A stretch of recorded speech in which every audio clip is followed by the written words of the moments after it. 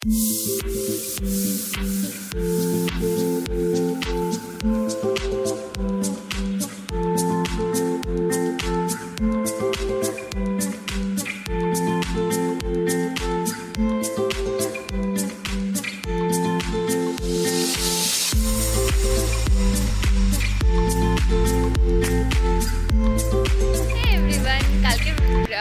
শর্টসটা upload করেছিলাম ওটা দেখে নিশ্চয়ই বুঝতেই পেরে গেছে যে কোথাও ঘুরতে যাচ্ছি।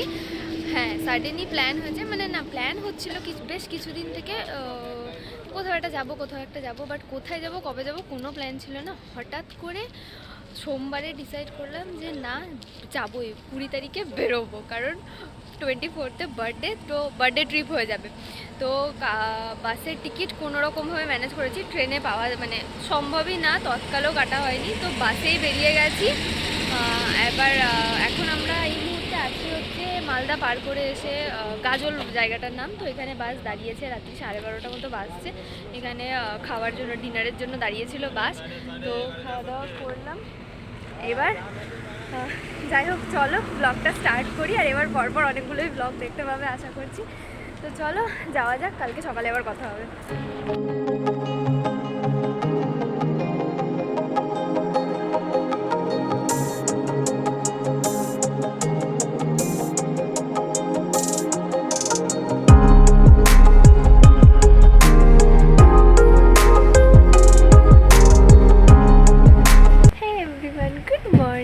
এখন আমরা আছি হচ্ছে ইস্ট সিকিম ঢুকে গেছি।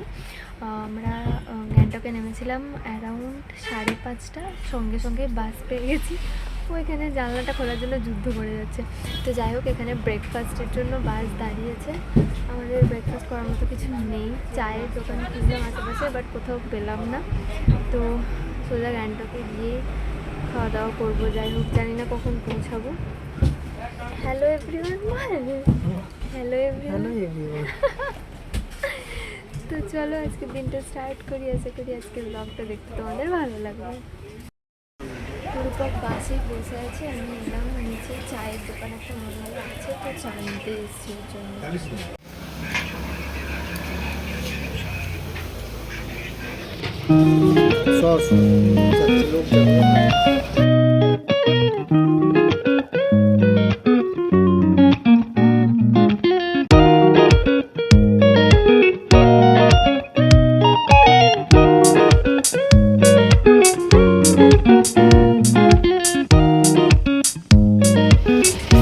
ফাইনালি গ্যাংটক পৌঁছে গেছি।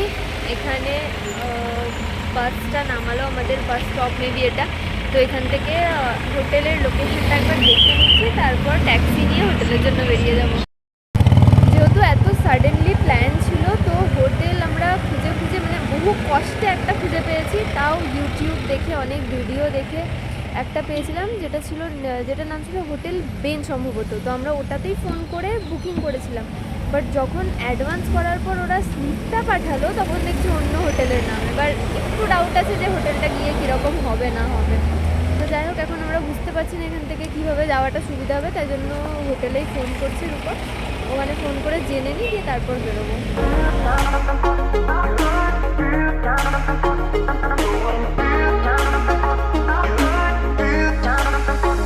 এই যে এটা হচ্ছে আমাদের হোটেলের ব্যালকনি থেকে ভিউ।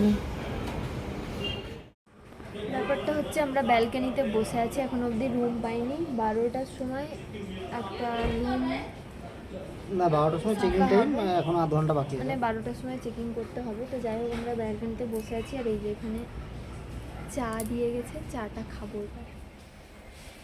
এটা হচ্ছে রিসেপশন এরিয়া, আর এই দিকটাই হচ্ছে ডাইনিং এরিয়া। আর রুমগুলো এই যে এই দিকটায় করে, 103 নম্বর রুম। এখন মোছা হচ্ছে, তো ওটা ড্রাই হয়ে গেলে তারপর আমরা ভেতরে যাব। এটা হলো রুমটা। এখানে একটা বসার জায়গা আছে, সোফা, টেবিল, এদিকে হচ্ছে বেডটা, আর এখানে ওয়ার্ডরোব অ্যান্ড মিরর। মুখের হচ্ছে এই অবস্থা, আর এসে এখানে শুনছি এখানে জলের প্রবলেম, মানে জল একদমই পাওয়া যাচ্ছে না। কোনো রকমের ওরা বললো স্নান করার জল আমরা দিতে পারবো না, শুধুমাত্র টয়লেট ইউজ করার জন্য যেটুকু জল দরকার সেটুকু দেওয়ার চেষ্টা তাও করছে, অনেকক্ষণ থেকে আমাদের সামনেই করছিল, কিন্তু কোনোভাবে জল আসছে না। এখানে কোনো কারণে কী হয়েছে, কিসের জন্য এখানে মানে ধস নেমে পুরো জলের পাইপই ভেঙে গেছে। ছবিটা মানে ভিডিওটা দেখালো আমাদেরকে, তো এখন জানি না জল পাবো কি হবে না হবে। রুমটা অতটাও ভালো না, বাট ঠিক আছে, মোটামুটি থাকা যাবে, কারণ কাল তো সকালে আবার বেরিয়ে যাব। কালকে সকালে লাচুংয়ের জন্য বেরোবো, গাড়ি আমি ঠিক করে নিয়েছি, আসার আগেই আমি কথা বলে ফাইনাল করে এসেছিলাম। তো শুধুমাত্র তো রাতে থাকাটুকুই, আসবো এসেও তাই রাতে থাকাটুকু, অত চাপ নেই, মোটামুটি এমনি ক্লিন, কোনো অসুবিধা নেই। বাট একটু ছোট আর মানে কোনো কি বলবো তোমার উইন্ডো নেই। ওই এর পাশের রুমটা ভালো ছিল, বাট ওটা বুক আছে। পাশের রুমটা হলে একদম পুরো ভিউটা ছিল পাহাড়ের পুরো, বাট এটাতে নেই। কিন্তু হ্যাঁ মানে বেরোলে একদম ব্যালকনি, তো অসুবিধা নেই। এখানে চায়ের সব সরঞ্জাম নিয়ে এসেছি, এটাতে চা চিনি আছে, দুটো গ্লাস নিয়েছি, এখানে একটা ফ্ল্যাক্স নিয়েছি, আর এখানে আমি ইলেকট্রিক কেটেলটাও নিয়ে এসেছিলাম, যে যদি রুমে না থাকে তো কাজে লাগবে, আর রুমে ছিলও না। তো যাই হোক, এসে স্নান তো করা গেল না, এক বালতি জল ছিল, কোনো রকমের রূপক একটু ফ্রেশ হলো, আর আমি এদিকে চা বসালাম, চা খাই, আবার এক বালতি জল চাওয়া হলো, তারপর আবার আমি যাবো ফ্রেশ হতে। স্নান তো করা কোনোভাবেই যাবে না, কোনো রকম হাত পা মুখটা ধোয়াই যাবে। খুব সুন্দর ছাকনা আছে ছোট, জানি না আমি এটাতে ছাকা হবে কিনা, তো দেখা যাক। হয়ে গেছে চা।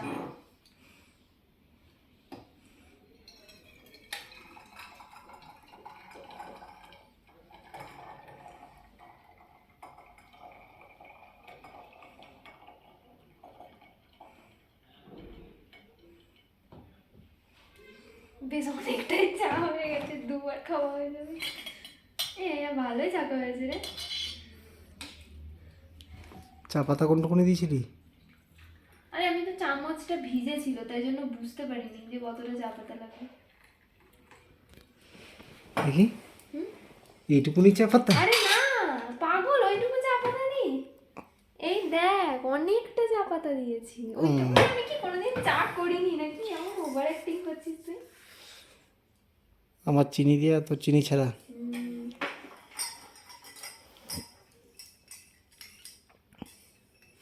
এটা ফিল্টার কফির গ্লাস, চেন্নাই খাই ফিল্টার কফি এগুলোতে। গরম নিচে ধরিস না, গরম। তোরটা নে চিয়াস করি, তোরটা নে চিয়াস করি।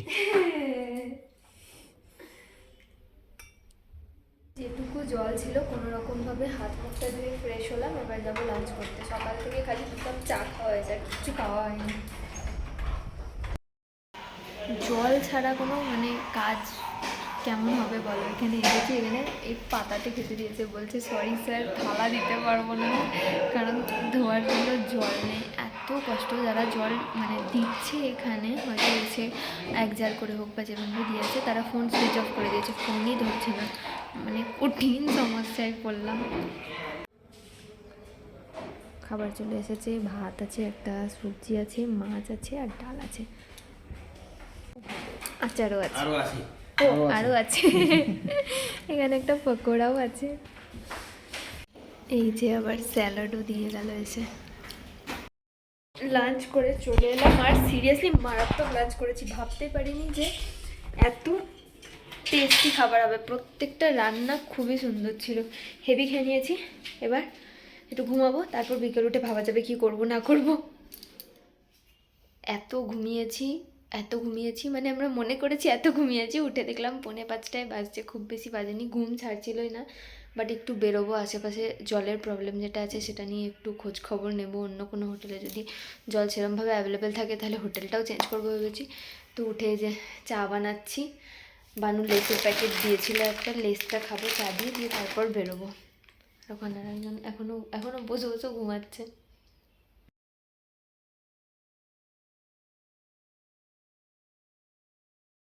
রেডি হয়ে গেছি, এবার একটু যাবো এমজি মার্গের দিকে। এটা বাই দ্য ওয়ে রূপকের টি শার্ট পরেছি আমি। আমরা বেরিয়ে ম্যাপ দেখে ম্যাপের ডিরেকশনে চলতে গিয়ে উল্টো রাস্তায় পৌঁছে গেছিলাম, মানে এরকম নামার রাস্তা ছিল, নেমে তো গেছি। এবার একজনকে জিজ্ঞাসা করলাম বুঝতে না পারে, তো ও বললো যে ওপর দিকে। এবার উঠতে অবস্থা খারাপ হয়ে যাচ্ছে, এখনো অনেকটা উঠতে হবে।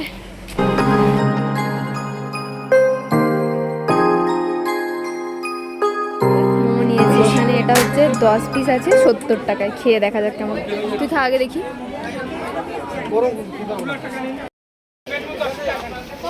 ভালো মোমোটা, আর সসটা খুবই স্পাইসি, বাট খুবই ভালো লাগছে। কি বলিস?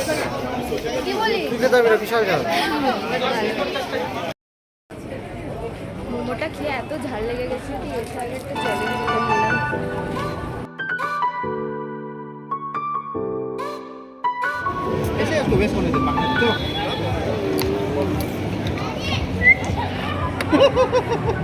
আইসক্রিম নিয়ে চলে গেল।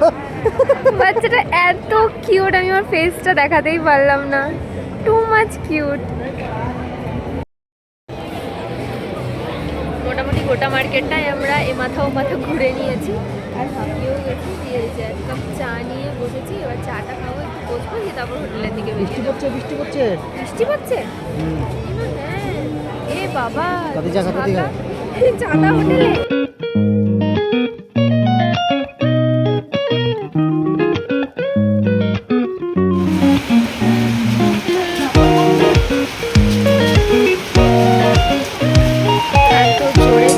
স্টার্ট হয়ে গেল, রাস্তায় দাঁড়াতেই হলো, হোটেলে আর যেতে পারলাম না।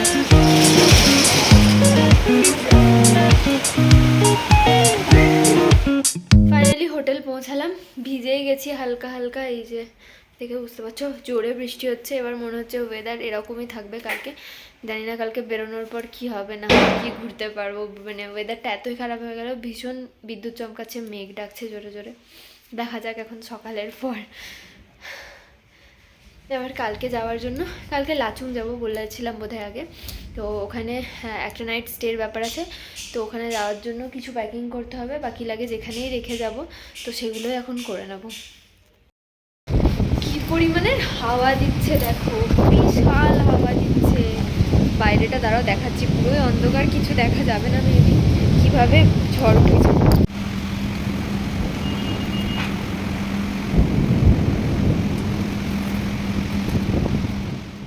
এই যে সকালে যাওয়ার জামা কাপড় এখানে বের করে রেখেছি, এগুলো পরে যাব। আর এইদিকে ওই ব্যাগটার মধ্যে, ব্যাকপ্যাকটার মধ্যে যেগুলো নিয়ে যাওয়ার ওগুলো প্যাক করে নিয়েছি। এবার ডিনারের জন্য যাচ্ছে, তো ডিনার করতে যাব। ডিনারে আছে আজকে ফ্রাইড রাইস আর চিলি চিকেন।